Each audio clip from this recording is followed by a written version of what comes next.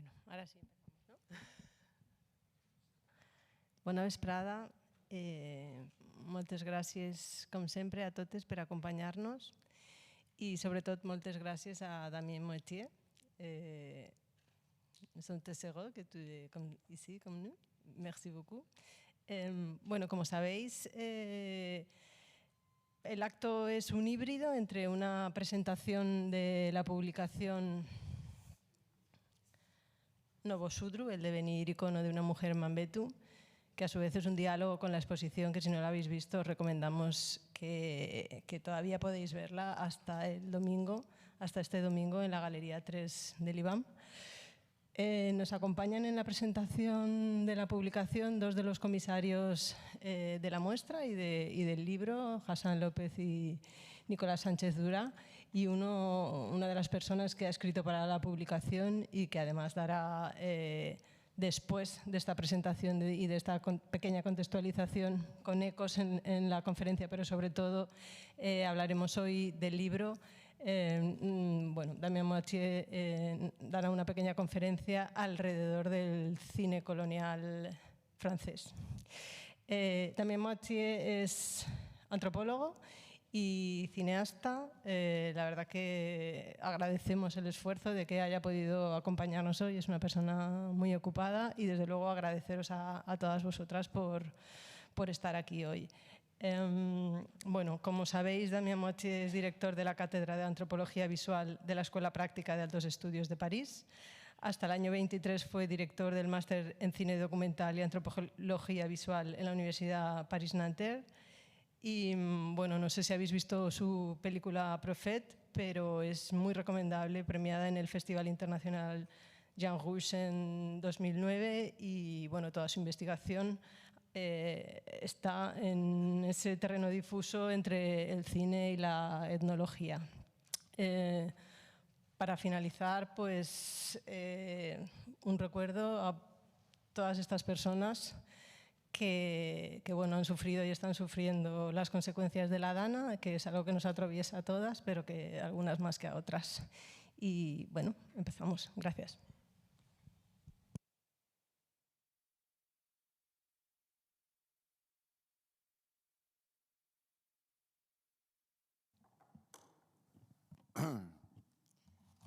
¿Se oye bien? Bueno, yo quisiera decir una cosa muy general para empezar. Después mi compañero, colega y amigo Hassan hablará más específicamente sobre la publicación que hoy tenemos ocasión de presentar. Pero me gustaría decir algo sobre la última intención que ha presidido el trabajo que hemos hecho.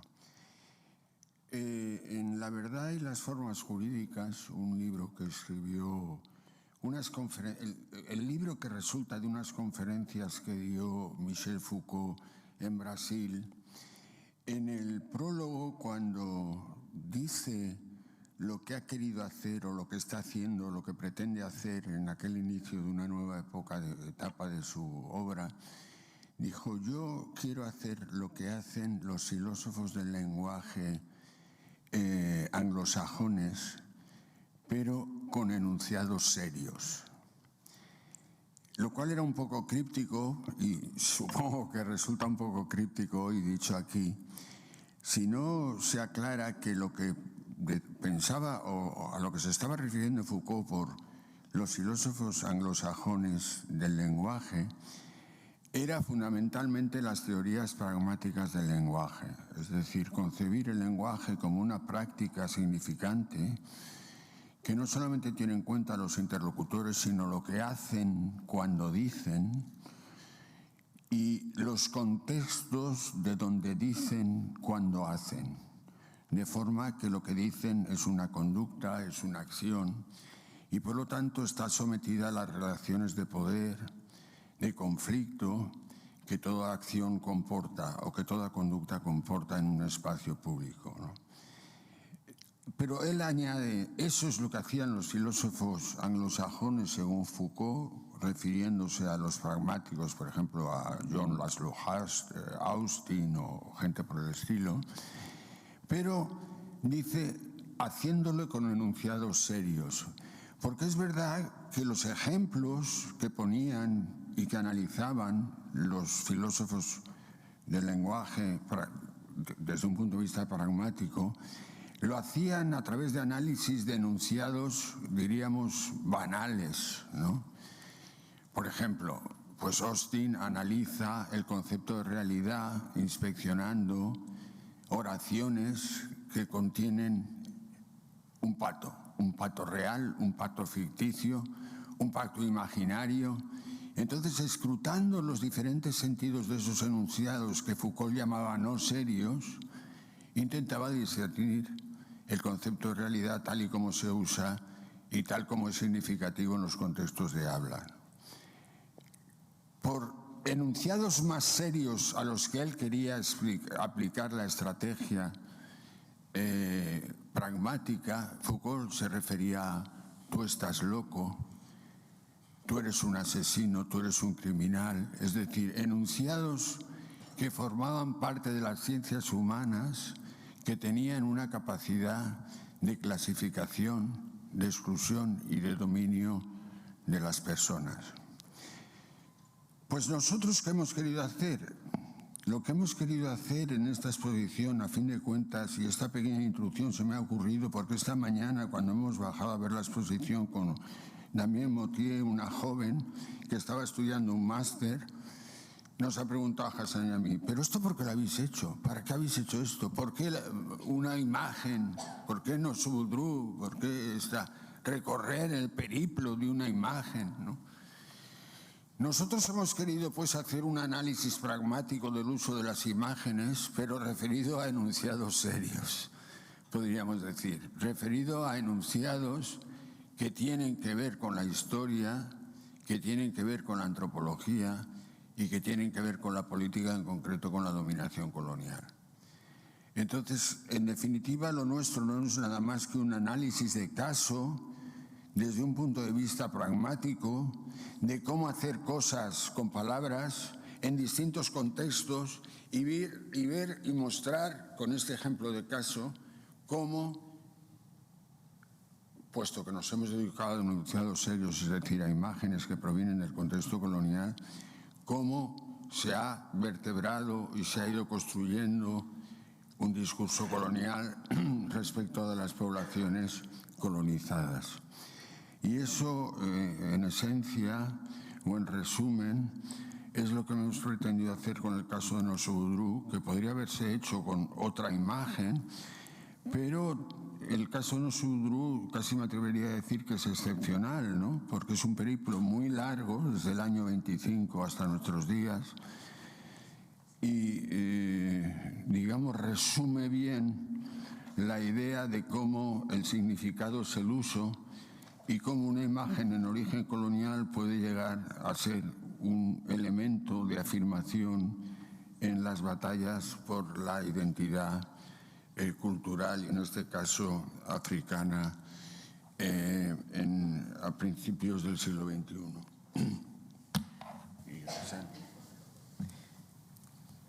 Bueno, ya para...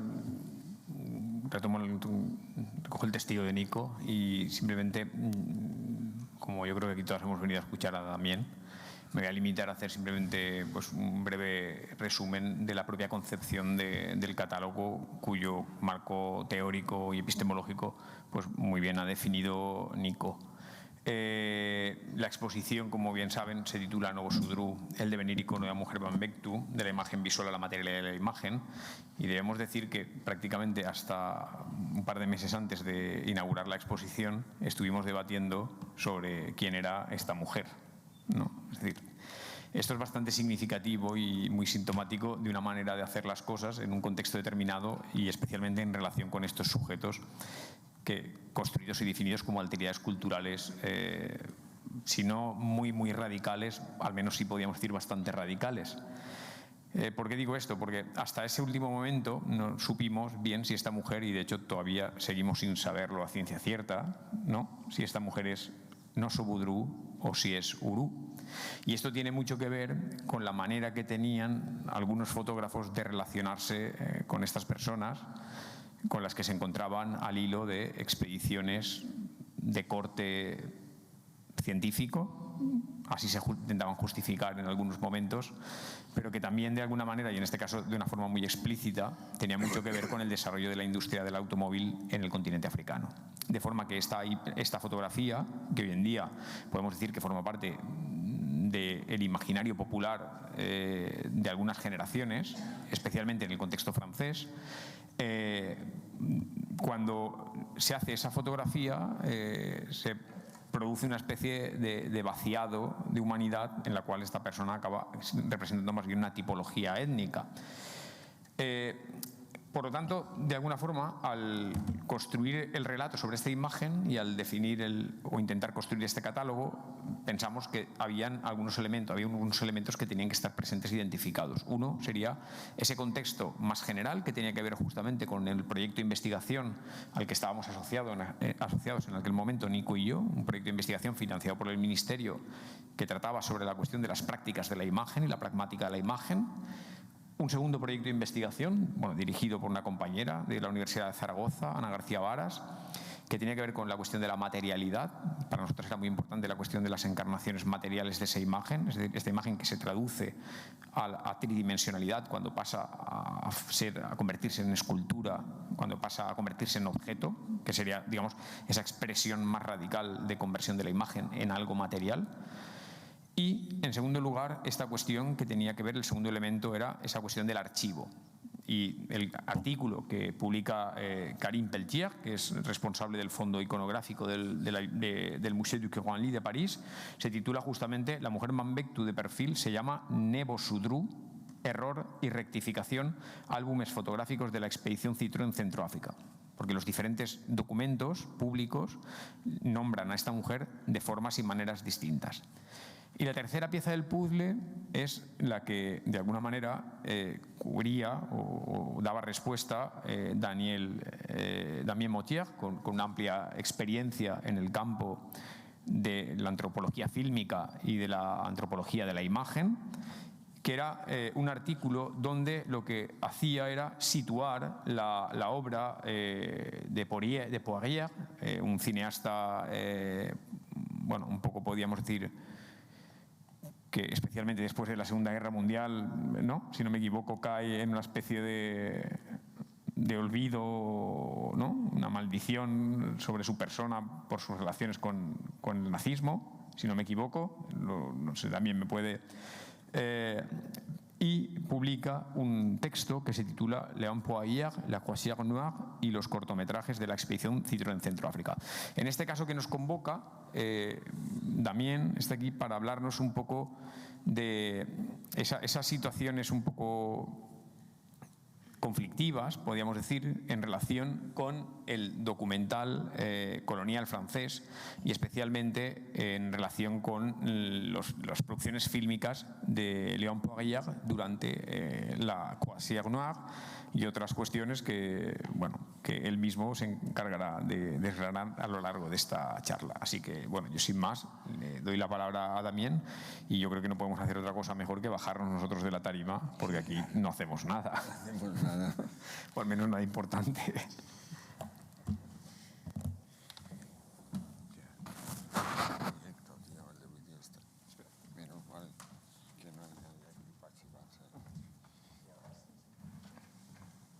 Merci. Muchas gracias. Buenos días a todas y a todos. Muchas gracias por darme esta ocasión a hablar en francés. Yo estoy muy feliz y muy honrado poder estar aquí con todos ustedes en esta ocasión con este catálogo. Me gustaría empezar a dar mi solidaridad porque yo sé que ustedes tienen otras preocupaciones y otras cosas muy urgentes, mucho más que este evento, así que eso es lo que quería decir ante todo. Muchas gracias a l'IVAM por su acogida, Sonia Martínez también por sus palabras de introducción, Irene también y Olivia Rico-Cubels por todo el hecho y toda esta ayuda que me han dado y sobre todo los comisarios de esta muy bella exposición que yo quería ver con muchas ganas. y que he podido ver justamente esta mañana, Hassan López y Nicolás Sánchez. Yo he querido no enseñarles un PowerPoint porque yo creo que la exposición ya vale con esto. Así que voy a dar un contexto hablando con el artículo del catálogo y voy a hablar del momento durante toda esta exposición. Así que yo os presentaré unos extractos de la película, pero solamente voy a tratar de esto en esta conferencia. Para situar un poquito, yo me intereso desde hace unos años en la memoria cinematográfica de los africanos en el periodo imperial y sobre todo en el periodo 1930 y 1920 a 30. Algunas películas de este periodo se conocen como La Croisière Noire, que se realizó en el 24-25, otro mucho menos. La mayoría de estas películas tienen un acceso muy difícil e incluso no se pueden encontrar porque se han olvidado o perdido la visibilidad por distintas razones morales y políticas, o bien porque han desaparecido y solamente se arruinaron. Las películas de este periodo son como películas fantasma porque no tienen mucha visibilidad y tienen apariciones y desapariciones que nos molestan, tanto como el periodo en el cual están. La mayoría dificultad para quien se interesa en las películas de este periodo es el hecho de no poder abrazar un conjunto de corpus estabilizado compartido por todos. Pero esto es lo que constituye un interés para esta investigación, es decir, la posibilidad de volver a ver películas que ya han desaparecido o se han olvidado, están escondidas o no tienen visibilidad. Y entonces queremos volver a evaluar o incluso volver a escribir la historia del cine y la historia de los mundos africanos como se han visto por cineastas. Como lo decía Hassan, yo voy a hablar principalmente de un director francés que tiene una cierta fama, y este director se llama Léon Poirier y es conocido por haber realizado uno de los largometrajes documentales más famosos del entreguerro, es decir, La Croisière Noire, durante la expedición Citroën Centroáfrica de 1924-1925. Como ustedes lo saben, es durante esta expedición que se ha tomado esta tan famosa fotografía de esta mujer Mangbetu. Es una foto que pensamos que la tomó Poirier o Georges Specht, y el devenir de esta fotografía, las mutaciones semánticas y las apropiaciones han dado como resultado esta bella exposición. Yo voy a intentar durante esta conferencia dar una perspectiva entre el trabajo cinematográfico de Poirier durante la expedición de 1924-25. Su trabajo da una cohabitación en varias propuestas de relatos y enfoques cinematográficos. Poirier, además de La Croisière Noire, realiza 2 cortometrajes de los cuales voy a hablarles, y de hecho he vuelto a encontrar una copia en estos últimos años. Estas 2 películas están sujetas para volver a dar una interpretación en este gesto cinematográfico. Y estas 2 películas también pueden dar más perspectivas de investigación. Yo voy a construir entonces mi presentación en 3 puntos. En primer lugar, voy a hablar de la trayectoria y el itinerario de Poirier y de la realización de La Croisière Noire. En un segundo lugar, voy a mencionar su rodaje entre los Mangbetu, con un desarrollo narrativo que no se integra en su película, que ustedes ya conocen, La Croisière Noire, sino que a uno de los 2 cortometrajes más personales que realizó al lado de esta expedición. Y luego hablaré de un cuento malgache que Poirier realizó en Madagascar con actores de teatro de ahí, locales. Para volver a hablar del itinerario de Léon Poirier, hay que decir que este hombre es un cineasta francés emblemático y estaba trabajando en lo que se llama cine colonial, no solamente tratando del éxito de la Croisière, sino que también porque realizó varias películas en África durante el entreguerra, en los años 20 y 30. De 1924 hasta el 39, estuvo en el continente africano durante unos 3 años, rodeando películas de ficción, documentales, corto y largometrajes. Tras esta expedición, Poirier volvió varios meses a Madagascar en el 1929 y 30 para realizar una ficción y un documental. En el 32-33 se fue a Djibouti, en Etiopía, para rodar una ficción y algunos bocetos de documentales. Luego se fue a Gabón en el 39 con el rodaje de una película de ficción hablando de grandes personas que trataron las expediciones francesas. Y también rodó una película sobre el ermitaño Charles de Foucauld, que es una persona muy importante en la exploración colonial francesa, a otro nivel, obviamente.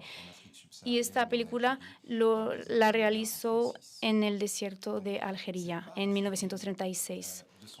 Esta parte africana de su obra cineasta es una de las más personales, pero también una de las más vergonzosas. En primer lugar, de manera personal, porque África le permitió, como muchos otros, con 40 años, de volver a tener vínculo con un deseo de joven. Es decir, tenía un sueño, quería ser un agricultor en África. Y en la segunda parte de su vida, a partir de los 40 años, era una búsqueda personal que iba más allá del cine. Esta parte africana es bastante vergonzosa porque obviamente es una contribución mayor a las políticas coloniales de la representación y de hecho una gran línea de fuerza cinematográfica de esta política colonial. Poirier tuvo un poquito la fama de haber dejado su talento de cineasta en una visión imperialista de Francia. Su fama también se manchó por varias controversias y también se le manchó su fama a partir de los años 1930. Tuvo una contribución a la exposición colonial como encargado de la sección cinematográfica y después el conflicto que le opuesto a otro cineasta, André Sauvage, acerca de la Croisière jaune, el crucero amarillo en el 34. También tenía cierta relación, vínculo con el mariscal Pétain y ha tenido mucho que ver con el cine de la entreguerra. Se ha considerado por la historia como cineasta imperialista e incluso dar colaboración.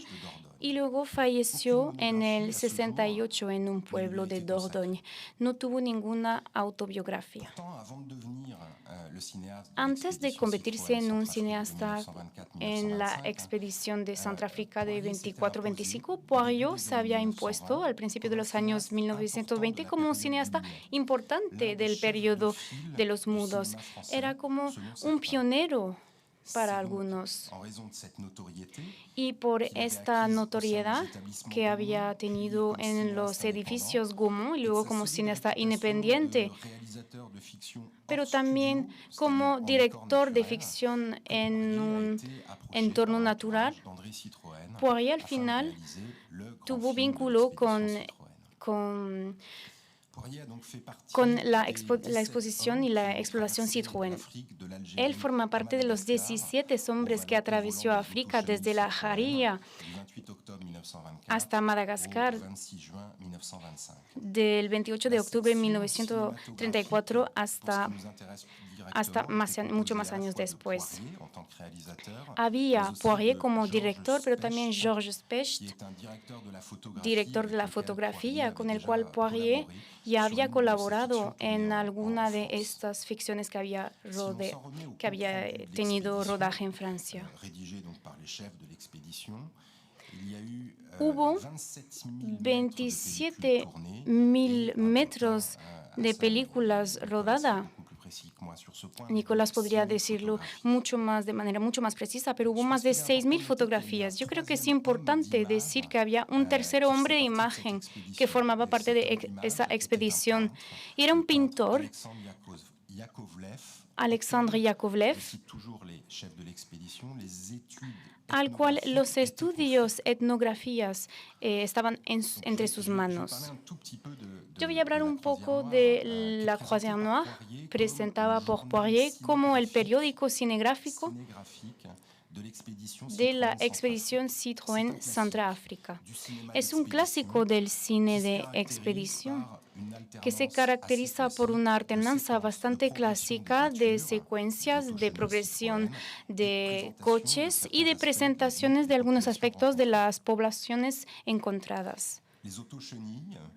Los vehículos son la muestra de la potencia técnica e industrial de Citroën y además concretizan el proyecto imperialista de Francia. Nada es un obstáculo para su progresión, ni siquiera los obstáculos naturales ni las poblaciones locales de las cuales la pacificación ya se empezó. Pacificación entre comillas. El mapa, como muchas veces, es un motivo del relato, es decir, su mayor apoyo demuestra la progresión de la expedición.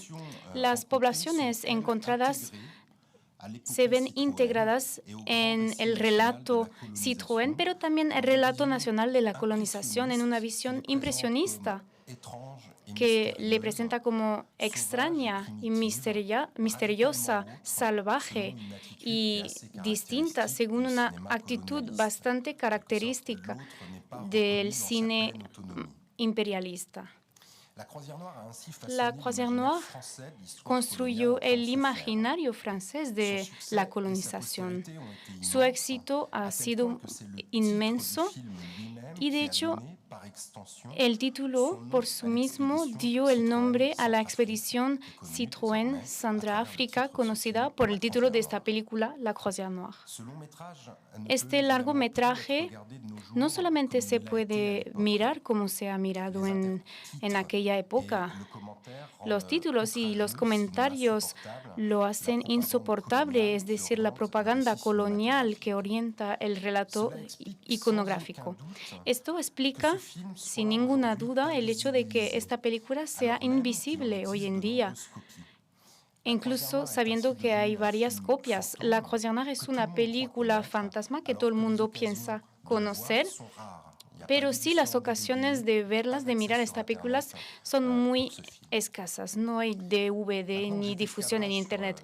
Ahora que he dado un poquito de contexto acerca de Poirier y La Croisière Noire, que es la mayor contribución de Poirier en la expedición Citroën Centroáfrica, voy a hablar de dos cortometrajes menos conocidos que realizó junto con la expedición.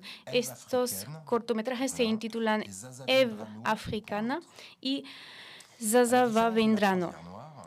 A diferencia de La Croisière Noire, estos dos cortometrajes de 20 minutos se han olvidado mucho porque no tuvieron la misma trayectoria comercial y, sobre todo, porque no se grabaron mucho. El redescubrimiento de esta película me parece que se trata de dar una nueva interpretación a los gestos cinematográficos de Poirier durante la expedición. Y sobre todo porque se trata no de películas de mando, sino que de películas personales. La Croisière Noire sí es una película que tiene un control. Sin embargo, los dos cortometrajes son más personales. Estas películas yo las conocí con una publicación que se publicó en el 45 por un tal Pierre Lebrun. Y estas películas intrigaban mucho porque en el 1927 y 28 figuraban en el estudio de Ursuline, que es una sala de cinema vanguardista, es una de las primeras salas de cine en París, y se habían presentado durante una programación común con un cortometraje de Man Ray, Emmac Bakia, y otro de Jean Epstein, La glace à trois faces. El problema para tener más reflexión en estas películas es que no podía encontrar ninguna copia. Y tras un gran trabajo, yo por fin volví a ver 2 copias numéricas, una que estaba muy dañada por Eva Africaine y otra que estaba cortada por Zaza Vavindrano. Hay proyectos de renovación con la Cinémathèque de Francés y hablaré un poco más en detalle de esto.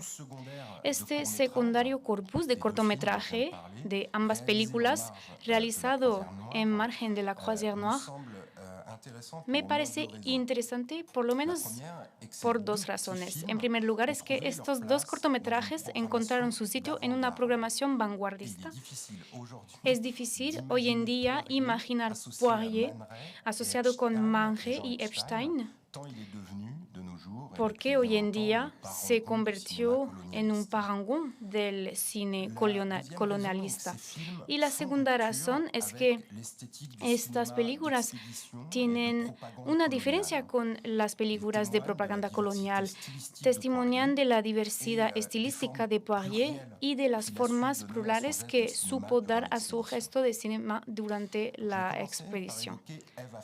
Yo voy a empezar por mencionar Eve Africaine. Este cortometraje se presenta por Poirier como un boceto del cine.